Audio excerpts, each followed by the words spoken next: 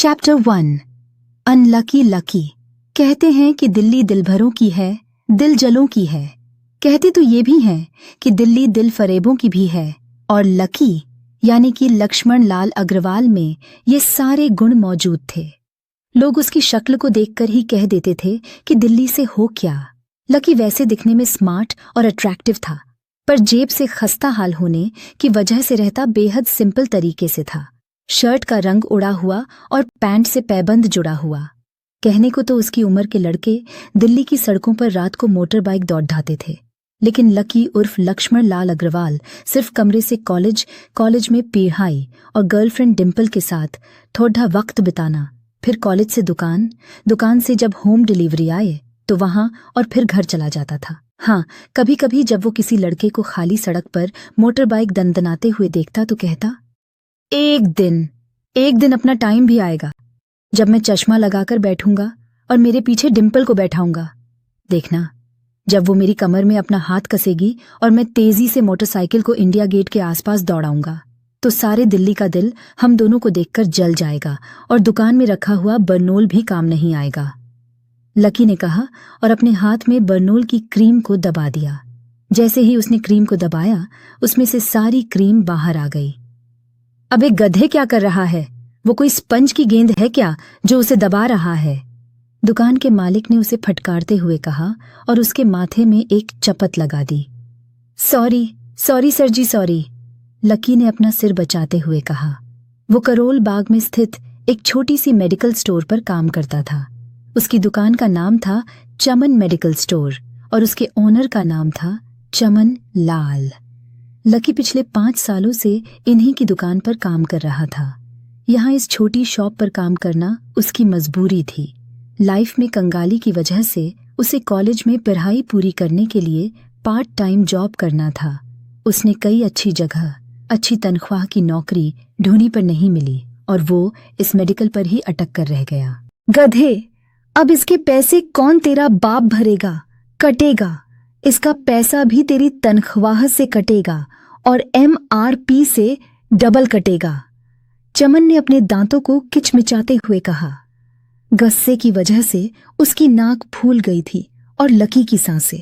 उसने घबराते हुए ओनर से पूछा, MRP से डबल क्यों सर जी? ताकि अगली बार से ऐसी कोई हरकत करने से पहले तू डबल बार सोचे, चमन ने कहा और उसके हाथ से ट्यूब छीन ली। उसका जी तो चाह रहा था कि वो लकी की खोपड़ी पर और एक बार अपना हाथ साफ कर ले, लेकिन उससे पहले ही दुकान का फोन बजने लगा। फोन की घंटी बजते ही लकी को वहां से निकलने का मौका मिल गया और वो भागते हुए फोन उठाने के लिए चला गया। हेलो जी, करोल बाग के बेस्ट मेडिकल चमन मेडिकल से बोल रहा हूं। बताइए, क्या काम था? ये लकी की पेटेंट लाइन थी। चाहे कहीं से भी फोन आए, लेकिन उसे फोन पर बस यही बोलना था। जैसे ही इधर से लकी ने अपनी बात कही, उधर से उसे जवाब आया। मैं ब्लूमेन नाइट्स होटल के कमरा नंबर 303 से बात कर रहा हूँ। एक छोटा सा ऑर्डर है, नोट करो और जल्दी से होटल पर डिलीवर करवा दो। वो एक लड़के की आवाज थी। उसकी आवाज में काफी भारीपन और एक अजीब सी जल्दबाजी थी। जैसे ही लकी ने वो आवाज सुनी, पता नहीं क्यों, लेकिन उसे वो आवाज जानी पहचानी सी लगी। जी बताइए सर, आपका क्या ऑर्डर है? हाँ तो लिखो, हार्ड प्ले के 2 पैकेट और 1 पैकेट टिश्यू। लकी, जो कि अपना पेन लेकर तैयार खड़ा था, हार्ड प्ले का नाम सुनते ही झिझक गया था। असल में हार्ड प्ले नाम का एक कंडोम आता था और इसलिए उसका नाम सुनते ही लकी शर्मा गया था। इतने साल से भी मेडिकल की दुकान पर काम करने के बाद भी उसे इन चीजों का नाम सुनने में शर्म आती थी। हेलो भाई, लिखा कि नहीं लिखा? उस आदमी ने फिर से लकी से पूछा। जी सर, लिख लिया सर, लिख लिया। लकी ने खिसियाकर हंसते हुए कहा। लिख लिया तो फिर लेकर निकल, उस लड़के ने कहा। उसकी आवाज सुनकर ही न जाने क्यों ऐसा लग रहा था कि वो कोई बहुत बड़ा आदमी था। जी सर, मैं निकल तो, लेकिन बाहर तो बारिश हो रही है। लकी ने कहते हुए बाहर देखा। बाहर बहुत तेज बारिश हो रही थी। उनकी दुकान के सामने पानी भर गया था और तेज हवाओं की वजह से चमन मेडिकल स्टोर का बोर्ड भी गिर गया था। लकी को लग रहा था कि वो इतनी तेज बारिश में अभी एकदम से तो नहीं निकल पाएगा, इसलिए उसने उस लड्ढके को समझाते हुए कहा, सर, मैं आपका ऑर्डर ले तो आऊंगा, पर थोड़ा टाइम लगेगा। बारिश थोड़ी थम जाए आप। इससे पहले वो कुछ आगे बोल पाता, फोन पर लद्दहका बोल पड़ा। तुम्हारे मालिक को पता है कि तुम मल्होत्रा जी के लद्दहके को मना कर रहे हो। बहस मत करो, बारिश हो रही है, इसलिए सारा सामान अच्छे से थैली में पैक करके लाना और लेट नहीं होना चाहिए, समझे?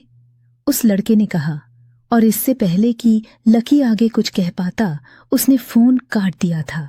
उधर से लकी के दुकान का ओनर उसे घूर कर देखे जा रहा था। लकी के हाथ में पेन और पेपर देखकर ही वो समझ गया था कि उसके पास कोई ऑर्डर आया था। आज वैसे भी इतनी बरसात होने की वजह से सुबह से इक्का दुक्का ग्राहक ही दुकान पर आए थे। ऐसे में उसकी दुकान का मालिक एक भी ऑर्डर को छोड़ना नहीं चाहता था।